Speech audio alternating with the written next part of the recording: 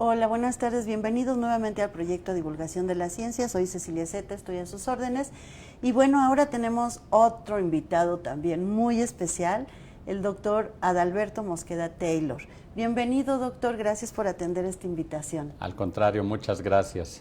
Pues lo invité porque aparte de que es uno de los personajes distinguidos de nuestra universidad, me encanta saber que es de la primera generación de la carrera de estomatología, cuando muy poca gente sabía que era la estomatología, y la UAM, y creer en esa institución, inscribirse en ella y honrarla con tanta investigación y logros que ha generado, creo que es algo pues que debemos de felicitarnos por tenerlo en esta universidad como docente y como egresado. El tema que me dio para que platiquemos es el de los tópicos actuales de la patología y medicina bucal. Pero antes de que empecemos, sí quisiera decirles que, como lo comenté, el doctor es egresado de la primera generación de la licenciatura en estomatología en la UAM Xochimilco, pero después hizo estudios de maestría en la Universidad de Londres, después estuvo trabajando en la Universidad de Perú, y donde estuvo trabajando intensamente y regresa a México a intervenir ya como docente y profesor investigador en la Universidad Autónoma Metropolitana en la Unidad Xochimilco, donde también fue pionero en la creación y en la coordinación de la maestría en patología y medicina bucal. ¿Es así? ¿No me equivoco? No. Y bueno, todos los logros que ha tenido en investigación para las problemáticas que hay en esta situación de la salud bucal han llevado a que sea miembro emérito del Sistema Nacional de Investigadores del SNI. ¿Es así? Y también, bueno, tiene muchísimos nombramientos y reconocimientos, es profesor invitado en diversas instituciones de América Latina y de Europa. Y recientemente fue nombrado o galardonado con el doctorado honoris causa por la Universidad de San Luis Potosí, donde también hay una gran trayectoria en el ámbito de la estomatología. Pues bienvenido y cuéntame, ¿qué es lo que pasa con qué es la estomatología, para empezar? Bien, cuando en 1974 inició la UAM Xochimilco, nos llamó la atención a todos los muchachos que queríamos ser dentistas, que aparecía el nombre de licenciatura en estomatología. Cuando tuvimos la primera entrevista con los coordinadores, nos hacían ver que la estomatología es en realidad un área del campo médico que se encarga no solo de la salud dental, sino de la salud integral a través del diagnóstico y manejo de enfermedades que ocurren en la boca y sus áreas anexas, glándulas salivales, huesos maxilares, y nos vincula con áreas como la medicina, la nutrición.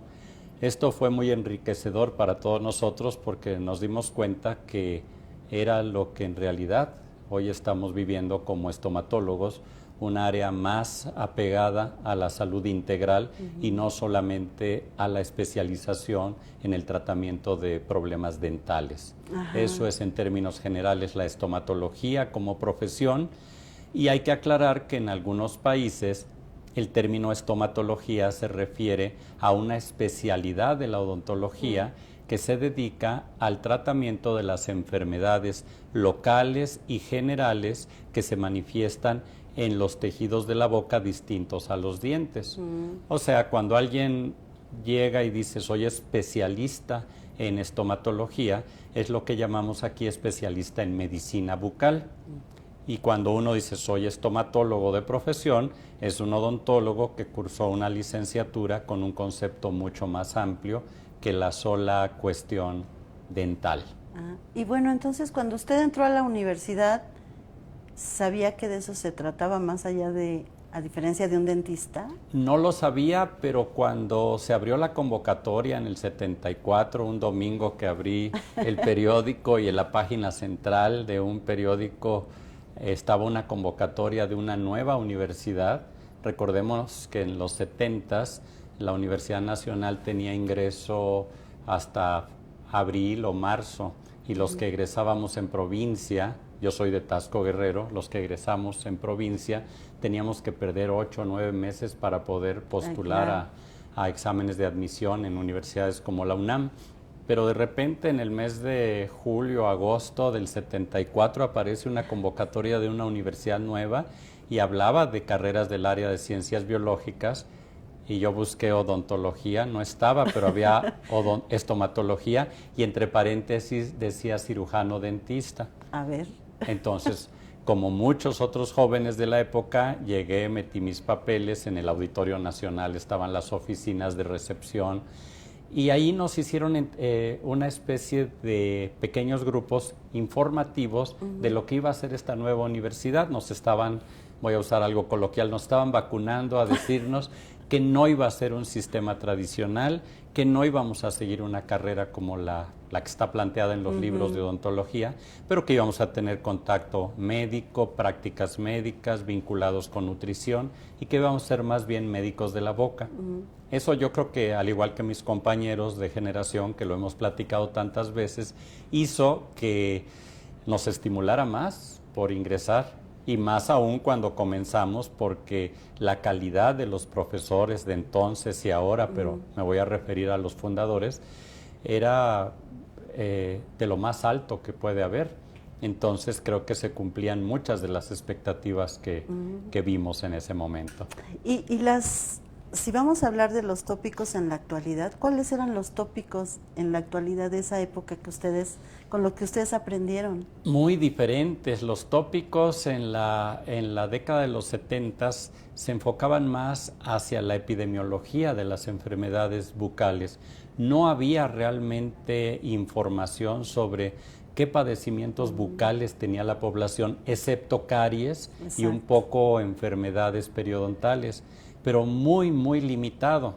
En ese sentido, la UAM fue pionera, ya que durante nuestra formación se hacía investigación cada trimestre, se entregaba un informe de investigación de pequeños grupos o de todo el grupo por trimestre con relación al problema eje, el problema temático de cada módulo.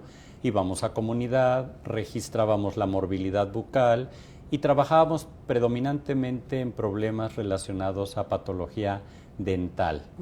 Hoy en día, nuestros alumnos de la licenciatura, como el posgrado que se generó en 1983 y hasta la fecha ha ido evolucionando, pues tenemos muchas líneas de investigación que incluyen cáncer bucal, incluyen tumores de los maxilares, enfermedades sistémicas, lesiones de la mucosa bucal, enfermedades con influencia bidireccional, es decir, cómo influye la salud bucal sobre la sistémica y viceversa. Y eso nos ha permitido, pues, a todo el grupo de profesores, y especialmente en el área de patología y medicina bucal, a tener una gran productividad en investigación, en difusión. Y en atención de la población. Y sobre todo en atención. O sea, ya no es, me duele la muela, te la quito o te la curo, sino entender qué llevó a que esa muela se dañe, que va más allá de la muela en sí. Efectivamente. Ajá. Eso en un inicio no lo comprendíamos los alumnos, ¿eh? Hay que ser honestos, que mis compañeros y yo lo que queríamos era ir a clínica para empezar a hacer las actividades odontológicas, pensando en reproducir la práctica cuando egresáramos y tener un ingreso como cualquier dentista. Pero los profesores y el sistema modular se encargaron de abrirnos los ojos y decir, hay otro problema, la realidad es otra. Y lo que tienes que hacer, pues, es diferente. Aquí trabajamos, a diferencia de todas las universidades, con sistemas simplificados de atención. Es decir, no teníamos sillones con muchas posiciones, no teníamos lámparas sofisticadas, no teníamos 35 instrumentos para hacer una actividad. Se nos enseñó a trabajar a 4 manos en un periodo muy corto, con poco instrumental, haciendo rápido y de mejor calidad toda la atención. Con lo que hay. Y entonces eso fue un paso muy grande para la odontología. Los mismos profesores de aquella época, puedo recordar a muchos, tenían desarrollados equipos simplificados, el doctor Aaron Yashin, el doctor David Fuentes, ambos que ya se nos adelantaron en el camino de este mundo, pero que tenían mucha creatividad y nos transmitían. Muchos de mis compañeros siguieron esos caminos en comunidades, en fin. Y otros nos fuimos por áreas más especializadas, más concretas, más de laboratorio. Pero esa era la odontología. Sí, y además esto que me platicaba, que sus primeras prácticas fueron aquí con la comunidad alrededor de la universidad, que todavía no existían fraccionamientos. Así es. Sino gente.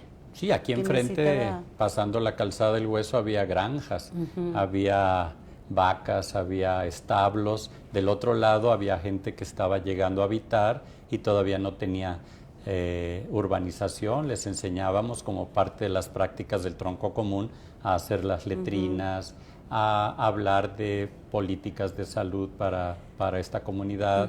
Se registraban las enfermedades que por aquí había, etcétera.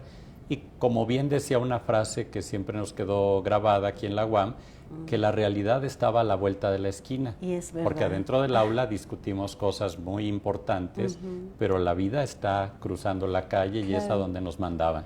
Y entonces estudia aquí, aprende esto de que la boca va más allá de un diente o de una muela, y se va a hacer un posgrado a Londres. ¿Por qué?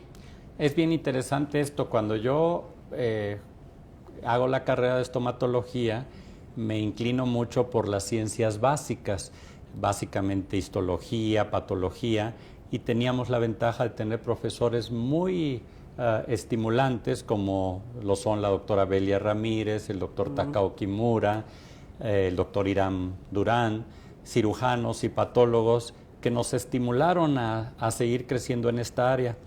La doctora Belia Ramírez tenía en ese entonces la intención de fundar un laboratorio de patología, de apoyo diagnóstico y de docencia en la UAM, y para ello requería profesores auxiliares. ¿Quién mejor que los recién egresados? Claro. Entonces, 3 chicos, entre ellos yo, dos chicas y yo, empezamos a trabajar como ayudantes, empezamos en la docencia, con un primer laboratorio que estaba en los antiguos gallineros, en el centro de diagnóstico, y en ese periodo de haber terminado 78, 79, pues empezamos a escribir cartas a las universidades donde estaban los posgrados. La doctora Ramírez había estudiado en la Universidad de Londres, conocía muy bien el sistema, y allí estaban profesores de la máxima calidad en patología bucal, el profesor Ivor Kramer, básicamente. Escribí, fui aceptado, recibí apoyo de la universidad, del rector de la época, el doctor Bojalil, cartas de él, del coordinador de la carrera, el doctor Takao Kimura, la carta personalizada de la doctora Ramírez y otros apoyos de gente que estaban en otras instituciones. Logré la beca, me fui, obtuve la maestría, regresé en octubre del 81. Y entre 81 y 83 estuvimos haciendo 2 cosas. Por una parte, trabajando con Belia en el laboratorio y creando, diseñando la especialización que actualmente es la maestría de patología y medicina bucal, que en ese entonces se llamó especialización en diagnóstico integral y patología bucal. Y en el 83 arrancamos ya con el posgrado, sin descuidar nuestra actividad docente en el pregrado y en las clínicas. Pero hasta ese momento éramos solamente patólogos, es decir, gente más de microscopio. Por eso surgió la idea en el 87, en mi primer año sabático, ir a hacer el curso de especialización de 2 años en medicina bucal en la Universidad Peruana Cayetano Heredia, al lado de un gran maestro que es mi mentor, el doctor Wilson Delgado. Y ahí en 2 años hicimos toda la parte clínica, todo el manejo terapéutico y el diagnóstico, que complementado con lo de patología, al regresar, Belia se había ido también a hacer su doctorado a Sheffield. Cuando regresamos, pues éramos un equipo muy bueno, porque además ya admitimos a egresados de la especialidad, y de ahí para acá, pues todo ha sido crecimiento. Sí, y se va generando una comunidad amorosa de profesionales y de egresados y de comprometidos con la sociedad. Sí. Y se generan nuevas líneas de conocimiento. Exacto. Belia y una parte del grupo caminaron más en el área de cáncer bucal, de inmunosupresión. Yo estoy más en el área de hospitalaria, de enfermedades de la mucosa, y en el área de investigación de tumores odontogénicos. Entonces nos ha permitido llegar a algunas cosas. Sí, que ese es un punto que me va a contar, porque estuve investigando y supe que se siente muy orgulloso de identificar un tipo de cáncer odontogénico particular que descubrió en su investigación y cuando explicaba que una problemática que se observa puede dar un dato, pero si nosotros vemos el contexto de lo que está sucediendo al sujeto, al cuerpo sometido a algunas condiciones, eso va a determinar que ese funcionamiento del tumor cambie o se retraiga o se transforme en otra cosa. Y recordé mucho que cuando yo me formé en la UAM Xochimilco, una de las palabras que ha traído mi vida siempre es el contexto. Que alguien da una opinión y dices, a ver, dame contexto, porque a partir de eso voy a poder interpretar. Y entonces, después de tanto trabajo de dar clases y de investigar, se va al estudio de estas patologías y encuentra el cáncer como un problema en la boca. ¿Es un problema severo? Sí, partiendo de lo general a lo particular, el cáncer es una de las principales causas de mortalidad en el mundo. En México está entre las primeras 5 causas de mortalidad. Si situamos a la cavidad bucal como un lugar donde puede ocurrir cáncer, podemos estar seguros de que en México alrededor del 1% de todos los cánceres surgen en la boca. Wow. Cuando uno va a un hospital de cancerología y revisa 100 pacientes al azar, seguramente se encontrará que uno de ellos tiene su tumor original en la boca. Claro que de ahí puede diseminarse y todo.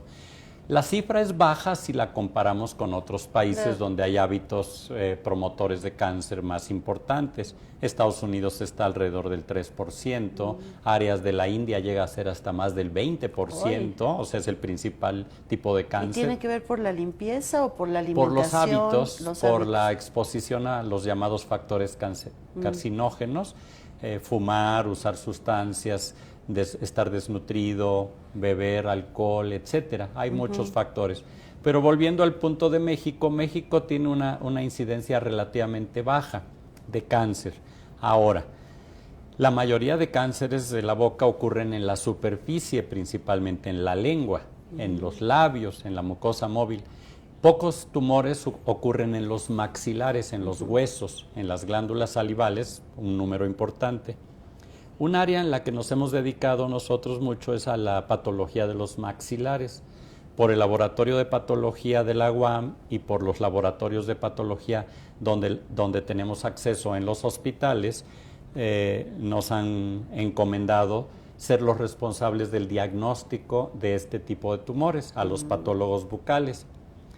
La clasificación de tumores es muy compleja, de tal forma que a veces nos llegan tumores que no se pueden encasillar en un tipo específico. No sabemos siquiera si es benigno o maligno. Sí. Y si es benigno, si es de los muy benignos o de los que pueden reaparecer si se tratan incompletos. Así un día en el 92 me llegó un caso de un colega de la primera generación, el doctor Mario de la Piedra, un gran cirujano maxilofacial, por cierto, acaba de recibir la medalla de egresados distinguidos este año, y me dijo, ¿qué es? Después de días de examinarlo le dije, Mario, no sé, pero es odontogénico, creo que es benigno, pero no sé qué es, pero te prometo que voy a saber qué es, vamos a estudiarlo. Y me tardé muchos años estudiándolo y no encontraba qué podía hacer. Seguimos al paciente, está bien. Yo lo mostraba en todas mis conferencias de tumores odontogénicos para ver si alguien tenía algo igual. Y de repente un colega español me dice, oye, creo que tengo algo igual a tu caso. Me lo mostró, estuvimos de acuerdo, después un brasileño. Y al cabo de unos años coleccionamos 6 lesiones similares, 2 de México, 2 de Brasil, una de Guatemala y una de España, y decidimos publicarlo, ponerlo a disposición de los expertos, y le dimos nombre y apellido porque lo estudiamos perfectamente. Nos dimos cuenta que el tumor provenía del tejido que forma los dientes, del más embrionario del tejido central, y por eso le dimos, como era el primordio del diente, el nombre de tumor odontogénico primordial. Dijimos, no nos vamos a quedar con las ganas, vamos a enviarlo a una de las revistas más difíciles, porque si ellos nos dicen que no sirve, no sirve. Bye. Pero si ellos nos dicen que tiene esperanza, seguimos. Pues no nos dijeron que tenía esperanza, nos dieron una carta que decía aceptado. cómo está. Quiero mencionar que tiene más de 175 artículos en revistas especializadas indexadas, entre ellas estos artículos. Sí. Y no cualquiera. No, afortunadamente, Sí. pero esto es trabajo de grupo siempre. Sí. Entonces, este tumor, ¿por qué sirve publicarlo? Yo diría que hay dos cosas importantes. Uno, por la docencia, porque mucha gente no le gusta que se publiquen casos aislados. Dicen, el reporte de casos no aporta mucho. Claro que aporta. El reporte de un caso es la primera observación que nos permite buscar cuando hay otros conjuntos y hacer series de casos. Y con las series ya nos permite hacer estudios comparativos, buscar estudios genéticos, inmunohistoquímicos y caracterizar. Y una vez que lo caracterizamos y comparamos con otros tumores, ahora con autoridad podemos decir, este tumor no hay que ser agresivo en su tratamiento, se puede nuclear, salvar el maxilar. De otra manera, cualquiera que le diga un tumor no especificado, se hacen cirugías mutilatorias, muy extensas, y no olvidemos que la región maxilofacial es un sitio muy sensible para la identidad. No es igual que si a alguien le quitan un trozo de intestino, donde solo el que lo padece sabe, no se ve, pero a alguien que le mutilan la cara es un problema muy serio. Es una calidad de vida terrible. Así es, una calidad de vida, funciones. Entonces, por esa razón decidimos que había que seguir ese camino. Ese fue uno de los, digamos que de los últimos aportes, quizá por eso lo leíste. Pero cuando estuve en Perú, yo sí quisiera mencionar que hicimos un aporte todavía mucho más significativo, yo diría, porque con mi maestro, el doctor Wilson Delgado, comenzamos a ver que muestras de glándulas labiales, que es una biopsia muy sencillita, nos demostraban que el paciente tenía una sustancia rara que empezamos a estudiar y que correspondía a una proteína normal que se llama amiloide. La gente que tiene amiloidosis sistémica, por desgracia, es una enfermedad muy grave y entre más se tarde en tratar, es mortal. ¿Y qué le pasa al paciente, al que lo padece? Se le acumula esa proteína en los riñones, en el corazón o en el cerebro, con los consecuentes fallos renal, cardíaco o neurológico y la muerte. Si se detecta temprano, hay más posibilidades de diagnosticar y tratar oportunamente y sobre todo alertar sobre la existencia de algunas enfermedades. Hasta 1987, que yo llegué ahí, el diagnóstico de eso se tenía que hacer a través de biopsias de riñón, ya que tenía fallas el riñón. Y nosotros demostramos con este estudio que aún antes de que el paciente tenga falla renal, con una biopsia muy sencilla del labio, es 100% sensible y diagnóstica, mientras que puncionar el riñón, de cada 10 veces que se hace una biopsia de riñón, solo en 8 o 9 muestras sale tejido del riñón, en la otra no llegan, Y la morbilidad, tremendo. el paciente se tiene que quedar internado, etcétera. Y aquí lo hacemos hasta en una silla. ¿Y cómo determina este labio si hay que hacerle una biopsia y este no? Porque el ¿Se paciente, observa el padecimiento? el paciente empieza a tener algunas quejas como que se le seca la boca sin una explicación, junto con alguna otra enfermedad. Entonces, como parte del protocolo de estudiar a los pacientes con boca seca, es sacarle unas cuantas glandulitas mediante una sola incisión, después de una gota de anestésico, y en 5 minutos tienes las 4 glandulitas y en 24 horas ya sabes si tiene o no tiene determinada enfermedad. Y ahí empezamos a ver que había algo raro en los pacientes peruanos de ese hospital, en una época que estaba pues mal el país, el terrorismo, etcétera. Entonces, todas estas condiciones socioeconómicas incrementaban enfermedades infecciosas como la tuberculosis, etcétera, que son el fondo de esta enfermedad en algunos casos. Entonces, la capacidad de mi maestro, el doctor Wilson Delgado, de ver que esto no era normal, decirme, Adalberto, quiero que hagas tu tesis sobre esto, porque aquí tenemos que aclarar qué es. Y demostramos algo que nadie había visto. Hoy en día, en los hospitales de muchas partes del mundo, los servicios de nefrología, de reumatología, ya no hacen punciones de riñón ni de grasa abdominal. Se van directamente a tomar o pedirle al dentista que les tome unas glandulitas. El paciente no sufre, es ambulatorio, es barato, y se es entera rápido. pronto. Y se entera pronto. Y una vez de que identifican que sí tiene ese padecimiento, ¿existe ya el tratamiento para para detener su crecimiento. Ahí hay un problema porque amiloidosis es un término genérico. Se puede producir esa proteína anormal por muchas causas diferentes, desde una enfermedad inflamatoria crónica, como tener artritis reumatoide, en cuyo caso pues se trata la inflamación y se detiene la amiloidosis y el paciente está bien.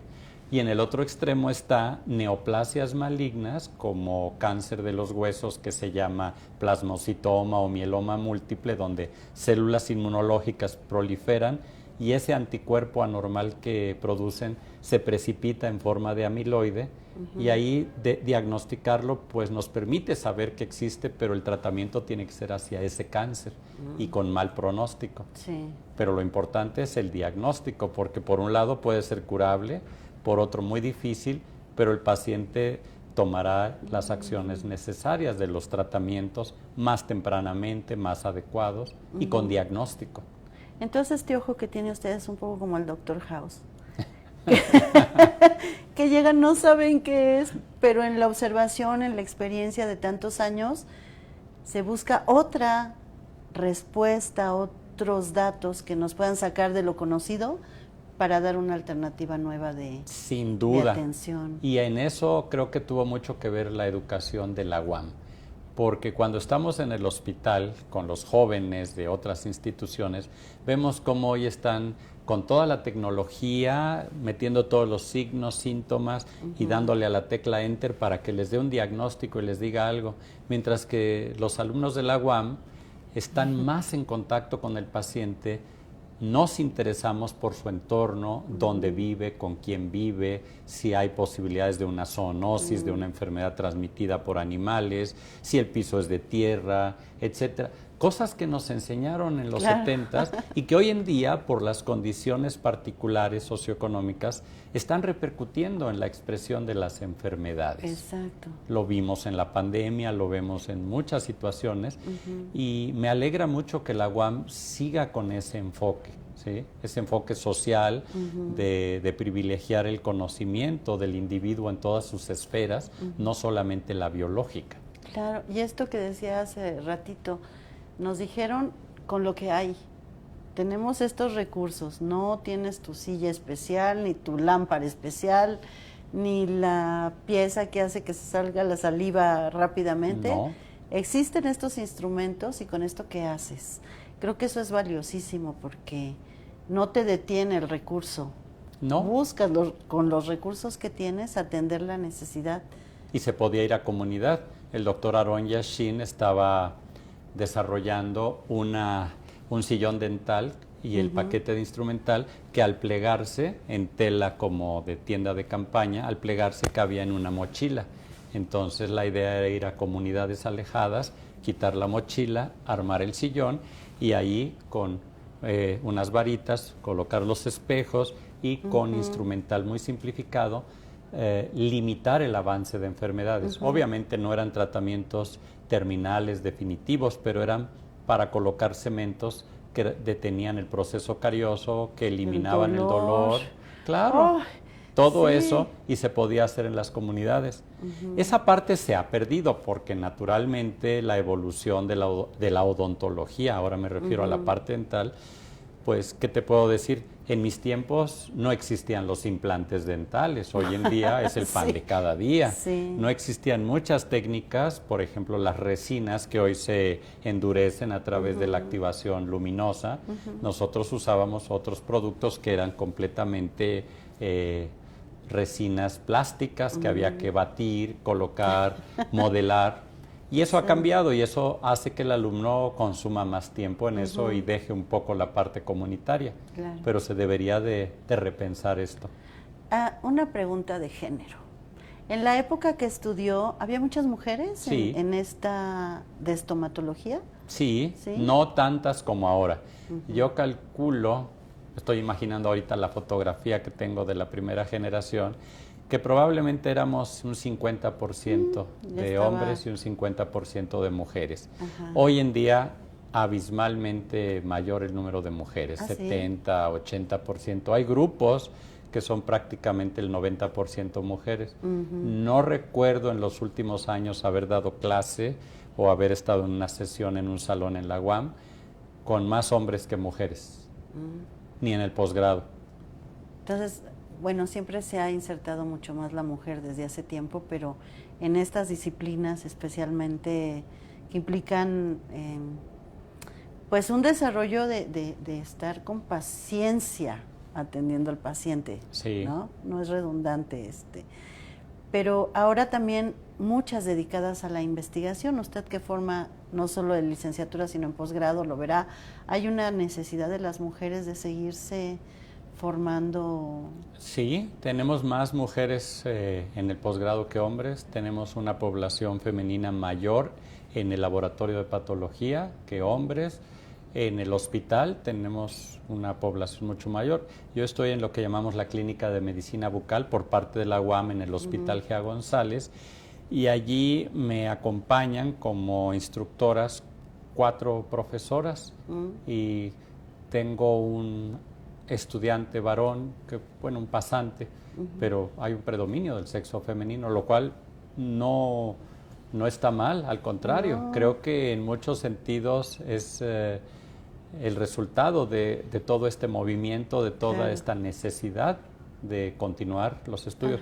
Y en investigación, bueno, ¿qué puedo hablar de mis colegas que son extraordinarias investigadoras, bien reconocidas?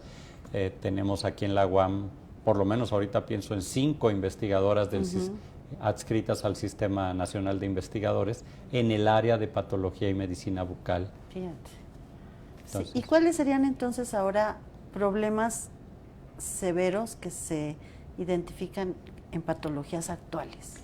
Bueno, por ejemplo, a raíz de la aparición de la epidemia del SIDA, nos dimos cuenta que el daño que produce la inmunosupresión, en ese caso por un virus, genera un sinnúmero de manifestaciones a nivel de los tejidos bucales. Aumenta el número de neoplasias, de tumores malignos, aumenta el número de infecciones que antes eran raras, particularmente por virus del papiloma humano en todas sus versiones, algunos de los cuales se relacionan al desarrollo de tumores y otros al desarrollo de enfermedades benignas. Infecciones que eran infrecuentes en la década de los 80s volvieron a ser muy comunes, tuberculosis, infecciones micóticas, infecciones parasitarias, y todo lo que venimos a descubrir paralelamente con el aumento en la longevidad de la población, que hace que aparezcan más enfermedades crónicas y degenerativas, nos hizo ver la influencia que tiene la mala condición bucal con el empeoramiento de estas enfermedades, o al revés, el buen control de estas enfermedades, como hace que podamos controlar mejor enfermedades de la boca. Un ejemplo es la diabetes. Un paciente diabético que está bien controlado de sus niveles de glucemia y cuida su dieta y todo, va a tener problemas bucales muy similares al paciente sano, los cuales, si son atendidos, se resuelven.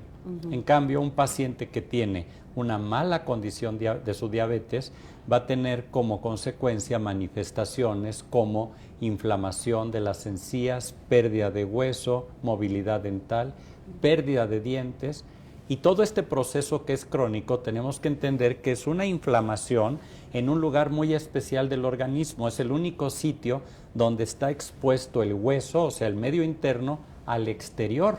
No hay ninguna parte en nuestro cuerpo donde se pueda meter una bacteria directamente a un hueso o a un vaso sanguíneo, como son las encías. Entonces, si el paciente está mal y tiene un cuadro inflamatorio que está generando muchos factores de proliferación de vasos sanguíneos, de inducción de respuesta inmune, todas esas sustancias circulan y van a dañar órganos como el riñón, como las articulaciones, y van a hacer más grave su diabetes. Entonces hemos aprendido, y hay un grupo importante en la UAM, donde está la doctora Isabel Luengas, el doctor Gustavo Tenorio, trabajando en la parte de la influencia bidireccional que tienen las enfermedades sistémicas con la boca. Y entonces esto lo hemos llevado, yo en particular en la Academia Nacional de Medicina, siempre expongo este problema ante el gremio médico y se publican. en el boletín de información clínica y terapéutica para todos los médicos del país que reciben esa formación, la importancia de la salud bucal en la patología sistémica. Y ahora es muy claro que ellos, cuando diagnostican una diabetes, lo primero que hacen es estabilizar al paciente en su salud bucal, mandarlo con un periodoncista, derivarlo con alguien de medicina bucal que lo pueda poner en buenas condiciones, y entonces su enfermedad será mucho más leve, más llevadera o incluso más controlable. ¿Qué hace el periodoncista?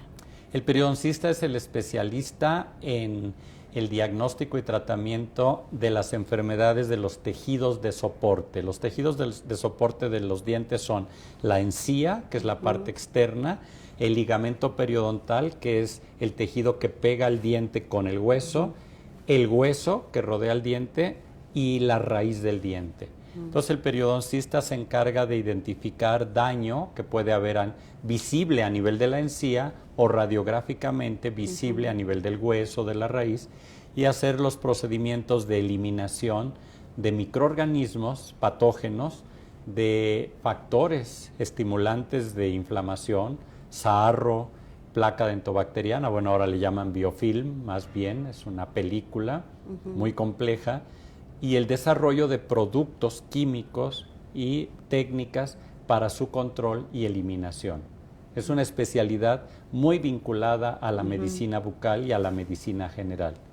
Ya veo por qué está usted en la Academia Nacional de la Medicina como uno de los 3 estomatólogos incluidos ahí, porque es principalmente para médicos, ¿no? Sí. Pero con estas contribuciones de saber cómo la salud completa del individuo tiene que verse desde el problema bucal, por algo está dentro de la Academia Nacional de la Medicina, que también debe ser un honor tenerlo ahí. Para mí se me hace genial que maestros como usted formen parte de la población universitaria, que esté tan enamorado de la UAM, si no hubiera regresado a trabajar en ella.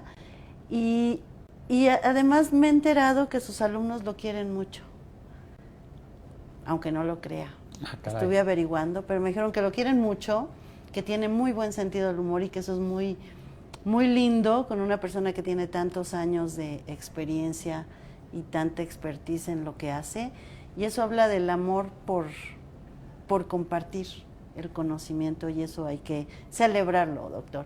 Y bueno, nada más dígame, ¿con qué otros grupos académicos participa, aparte de médicos, por supuesto? ¿Con quién se junta para hacer todas estas investigaciones? Bueno, aquí en la UAM, uno de mis proyectos de investigación más recientes fue formar un grupo dedicado al estudio de los tumores ontogénicos, y actualmente formamos el grupo que coordiné yo hasta el año pasado, que ya cumplió todos los objetivos de este proyecto. Invitamos a participar a profesores de diferentes países que he conocido a lo largo de los años, de Perú, de Guatemala, de España, de Japón, de Uruguay y de México. Entonces formamos un grupo multiinstitucional para hacer estudios colaborativos. Como dijimos que los tumores ontogénicos son raros, si yo tengo 2 o 3 tumores raros, pero mi amigo de Guatemala tiene otro, y el de Uruguay tiene otro, y el de España otro, cuando juntamos 10, 20, hacemos la casuística más grande a nivel internacional, hacemos los estudios. Tenemos el apoyo de Brasil, me olvidé, en Brasil tenemos el apoyo principal, laboratorios con el doctor Osley Páez de Almeida, que es como un hermano, que nos apoya en hacer todos los estudios moleculares, y los analizamos entre todos, viajamos, nos reunimos, y de cada tumor o de cada grupo podemos sacar varios estudios en donde participamos todos con nuestras opiniones. Y hemos generado un grupo tan compacto que la Organización Mundial de la Salud nos ha invitado a varios de nosotros a ser miembros, colaboradores de las clasificaciones de tumores ontogénicos. Wow. O sea, esto quiere decir que nos invitan a escribir los capítulos donde definimos, para que todos los patólogos del mundo tengan la definición precisa de ciertos tumores, sus características y qué se debe de hacer. O sea, nos otorgan la confianza de darnos esa misión. Entonces, en las últimas 3 clasificaciones internacionales de la OMS, la del 2005, la del 2017 y la del 2022, nos ha tocado escribir capítulos en ese libro. Y eso a su vez nos permite contactarnos con otros colegas ya de otros países que nos invitan a participar en los libros relacionados a cómo reportar y cómo indicarle al cirujano que debe de manejarse los tumores, a las famosas guías de la IARCC, que son las siglas de un Consejo Internacional de Avances en Cáncer. Y esas guías salen, y cuando se discuten en hospitales cómo van a tratar tal cosa, sacan esa guía y dicen, aquí hay un consenso. Y estos amigos, y de alguna manera yo también, pues estamos participando en estas actividades. Qué maravilla que un emisario de la UAM Xochimilco esté en eso. Es que ahora que se formó este proyecto de divulgación de la ciencia, que fue en pandemia, de empezar a hacer las charlas por Zoom, abrí esta parte donde eran los emisarios de la ciencia, aquellos egresados nuestros que están poniendo el nombre de la universidad a la discusión, a la contribución de muchas cosas, y eso es valiosísimo, pero tenerlo dentro de la unidad y que tengan sus alumnos la oportunidad de formarse con usted, de conocer estas guías, de saber que hay alguien que en un trabajo colaborativo construye para mejorar a la sociedad, es algo muy bonito, la verdad. Y esa palabra, regreso, la del contexto, pero también la del trabajo colaborativo, que fue algo que nos inocularon en el ADN de la UAM. De la UAM, de júntate con los otros, en lugar de pelearte, busca sus posibilidades, sus fortalezas, identifica tus debilidades y trabaja con ellas para ver qué puedes sacar adelante. Creo que es uno de los elementos que nos formaron.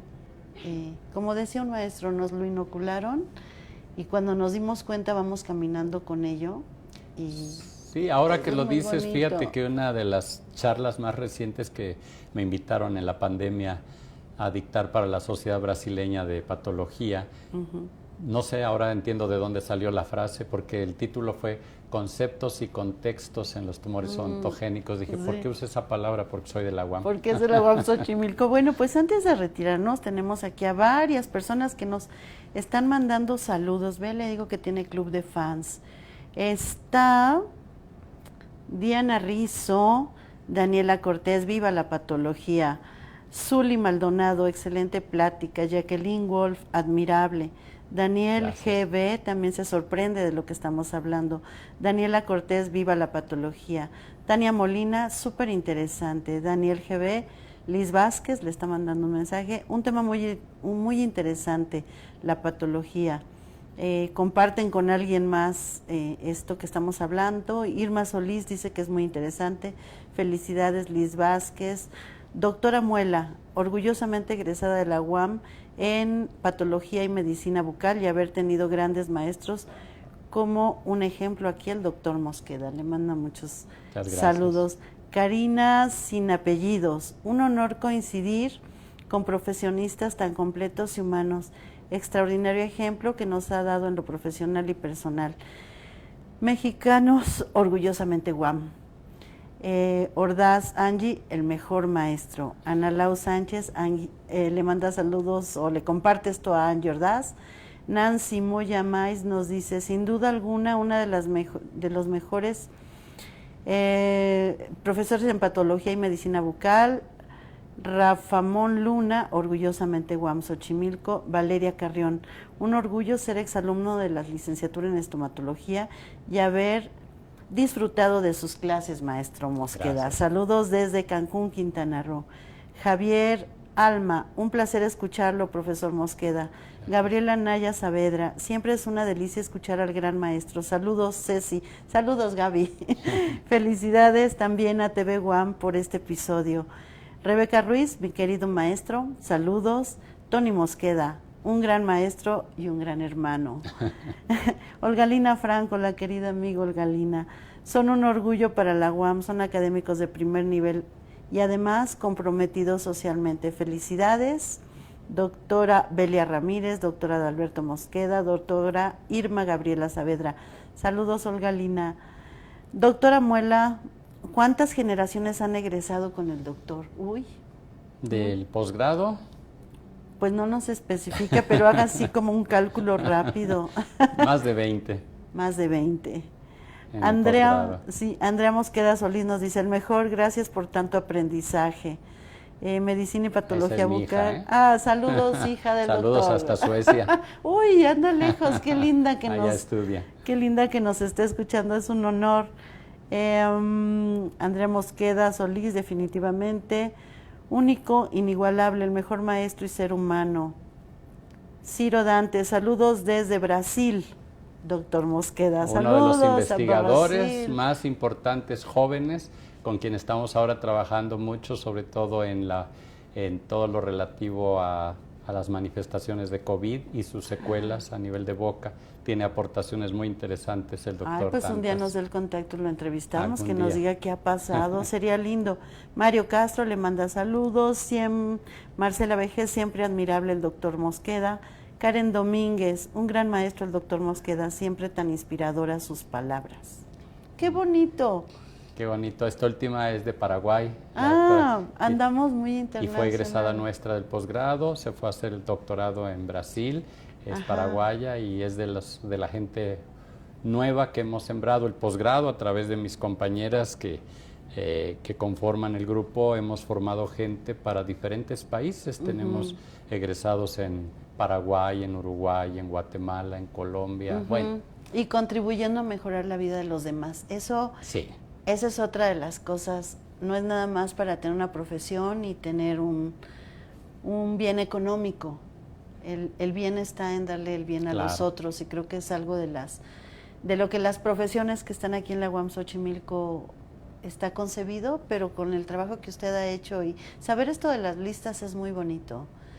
Que aquello que uno tenga que consultar para saber si es una enfermedad o no la es, el doctor Mosqueda está contribuyendo a eso con un gran equipo. Doctor, pues me voy a despedir, no sin antes agradecer de verdad su bondad, su cariño por la sociedad, porque si no, no podría hacerse este trabajo, y por haberme dado la charla, porque no habíamos tenido oportunidad de conversar, pero se me hizo muy padre que el día que le dije, ¿podemos conversar? Me dijo, sí, claro.